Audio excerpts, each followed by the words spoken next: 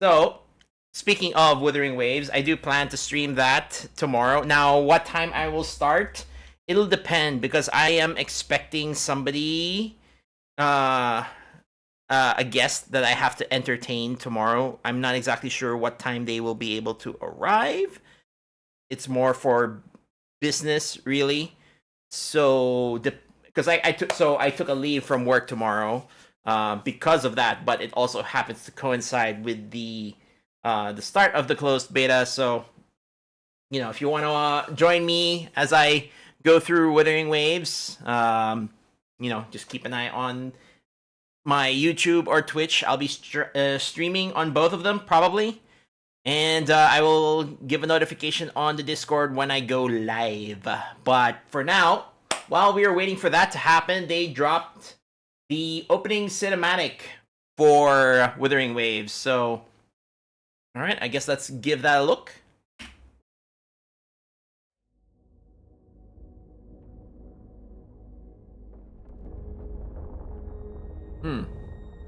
Loading racks.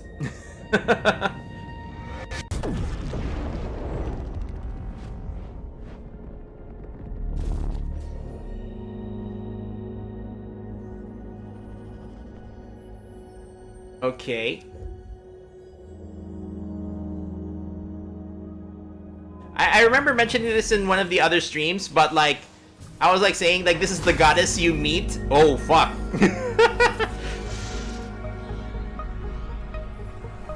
So I kind of called that out, but so what did she do? Okay, the tacit mark.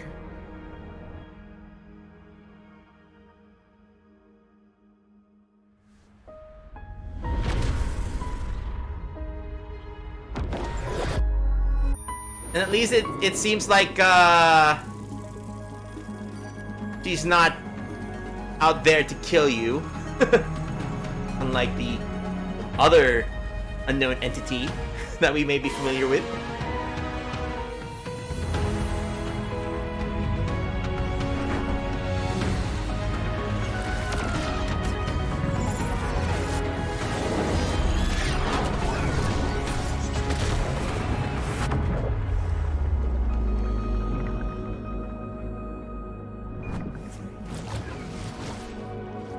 I'm liking the effects though.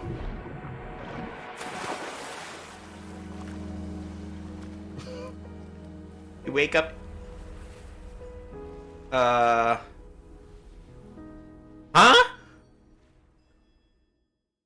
What? We're upside down. What the fudge?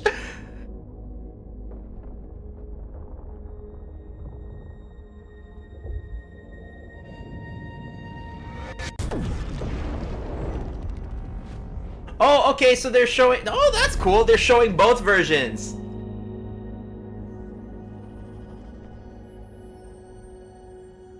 The sky is the ocean. That's cool. I like that they're showing both. I would really like it is if that... Sure, you make the decision on whether you choose the male or female rover, but like... give you like the make me make an option like on the side, like before you log in, like you could change on the fly if they're worried about lore or story. I mean, come on, just just make it work. Who cares?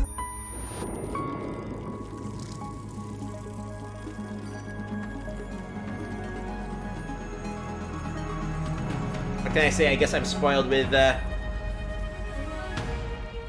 GDF does it. Oh, well, I was thinking of FGO, but I mean, if Wua can do that, that would give me bonus points already. That if he would be allowed to switch between the rovers.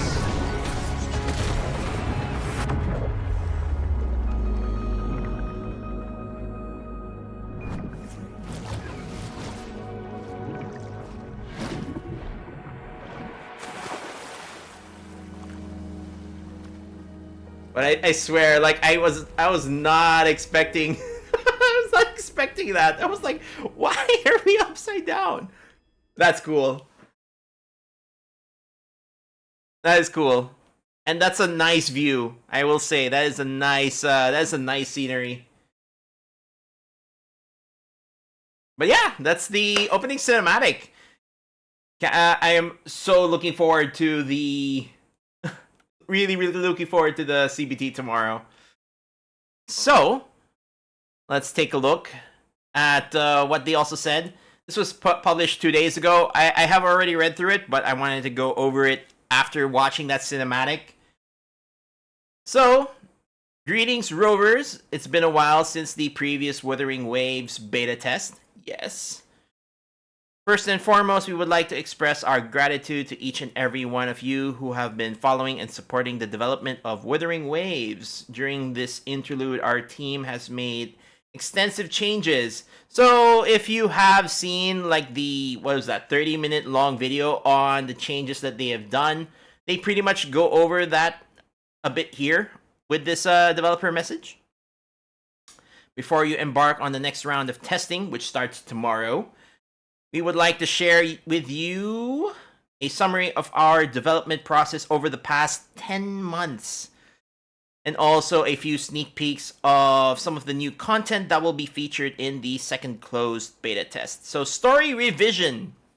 That was one of the key highlights I took away from that video where they rewrote 90% of the game's story. So, stories are a crucial part of a world as expansive as Wuthering Waves and have been our priority in the list of changes. During this period, we performed a thorough overhaul of the in-game stories, removed settings that were deemed unsatisfactory, and made adjustments to character designs accordingly. With the above changes, necessary modifications also needed to be made to the overall story flow, animations, voiceovers, and other resources.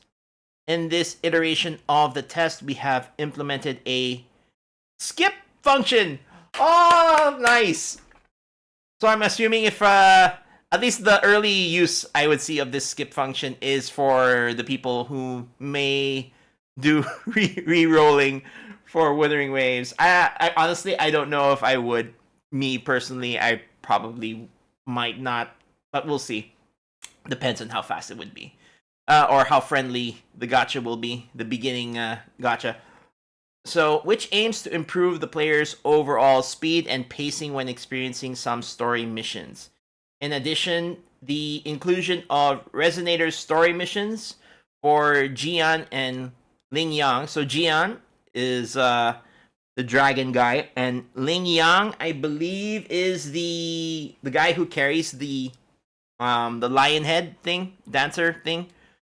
Will help players fully experience the charm of these resonators in conjunction with supporting game modes to gain a grasp of a more immersive gaming experience. Nice. Improvements to combat. So, let's see. The combat system from the previous beta was well received. Definitely. I mean, you continue doing your thing, Kuro Games, and you'll probably a lot of people will still accept or definitely be happy with the combat system for Wuthering Waves if you just carry over what you've been doing with PGR. Using it as the foundation, we have made optimizations to the overall combat loop experience centered around the intro-outro skill. Detailed adjustments were made to aspects such as character skill effects, general combat mechanics, screen shaking, camera lock-on, etc. Echo skills were also further improved, giving them smoother performances, and echo skills boosting special utilities, and will also serve as a countermeasure during necessary combat situation. 3 new resonators, Janjin,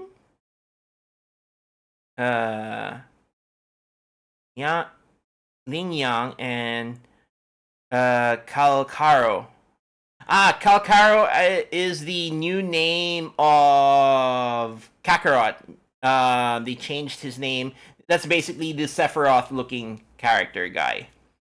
let's see, have been introduced into the game for players to experience, along with 3 bosses: Impermanence Heron, Mech Abomination, and Tempest Mephis, plus a new phase for Scar. Ooh, nice. While reducing the complexity for players to gain the know-how of in-game combat system, we also added high difficulty elites and the tactical hologram calamity game modes placed around various areas of the map, which greatly reward players that are seeking for challenges. In other words, end-game content. Yay!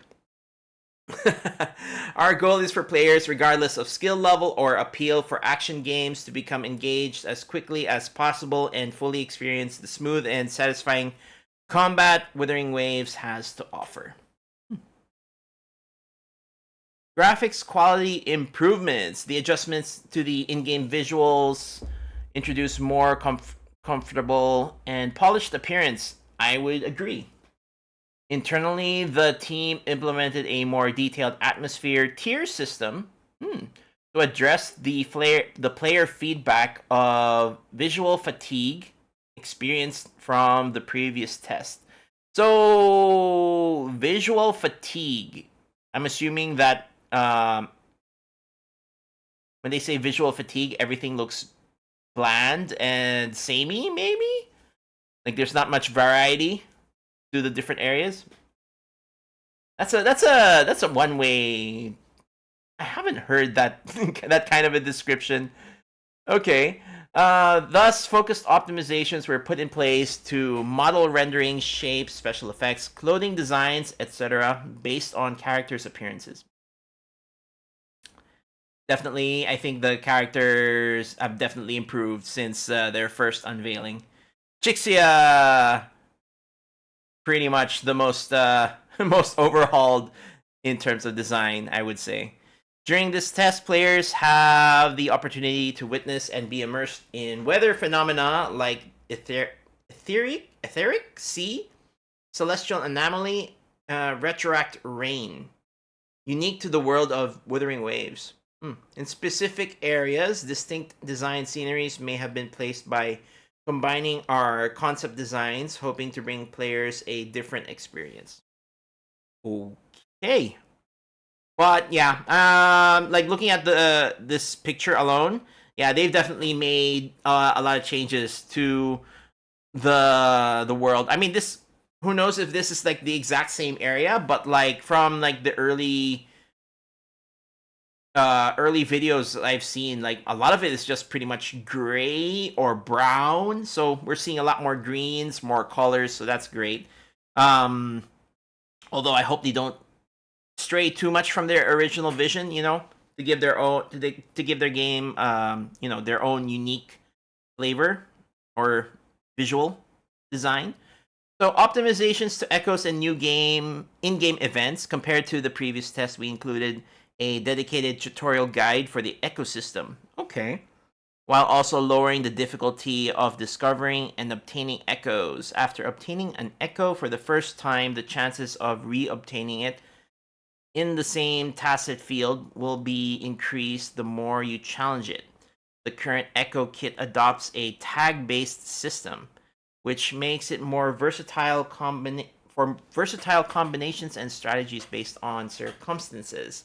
Players will now also have the opportunity to encounter and collect elusive echoes, in other words, shinies. Final name may vary in-game. Elusive echoes, according to visual fatigue, occurs when certain eye muscles tighten during visually intense tasks. Oh, okay. Visual fatigue. Thank you, Anubis. All right. So, elusive echoes. I don't know. I think that's an okay name, but if they can come up with a better one, great. We'll see. So these echoes possess special appearances and features, but we won't spoil them just yet. I'll definitely be trying to hunt for them. I don't.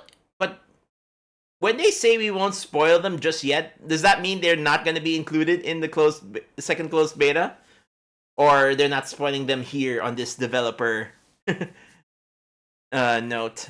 So Last but not least, for the first time, limited time in-game events such as Depths of Elusive Realm and Overdash Club Track Challenge will also be available for experiencing in this test. Okay. I'm assuming the Overdash Club will be the one where you're using the Echo that has the motorbike that we saw in one of the other trailers. Maybe. Oh, yeah, there's the comparison between a normal and what is it? Elusive Echo.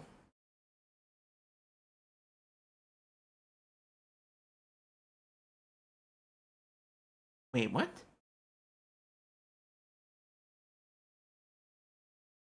Cat, why?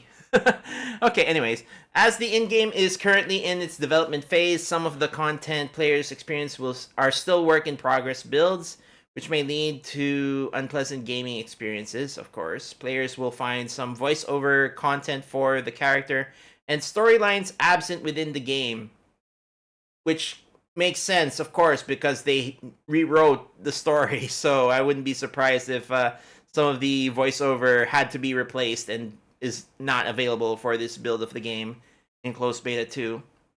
Rest assured, these contents are undergoing rigorous development as we perform further improvements to the game. Players participating in the beta test from mobile devices may experience increased power consumption, overheating, and other issues for certain devices. At least they made it known, I guess. Cross-platform performance, various UI interfaces, in-game text localizations, and existing voiceovers will also undergo further optimizations down the line. We wish to extend our appreciation for the understanding and support you have given us thus far. That's one thing I really like about Kuro Game. They're very receptive to player feedback, which I think is for a live service you kind of need to have a good handle on. If there's one thing that they kind of drop the ball, especially when you get when you see Punishing Gray Raven, it's just marketing their game. But I'm glad that they seem to have improved with their marketing when it comes to Wuthering Waves. So, okay.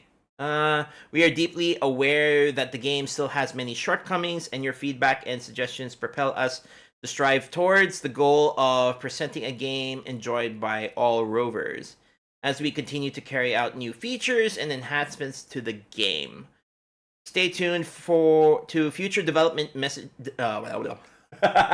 Stay tuned to future developers' messages on further updates and improvements to Wuthering Waves.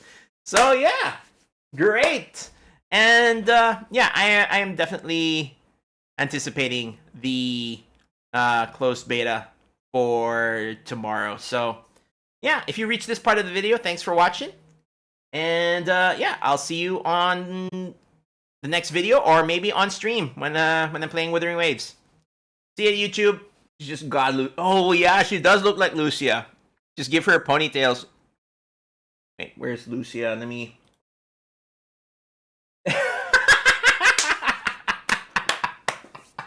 Sorry, wait.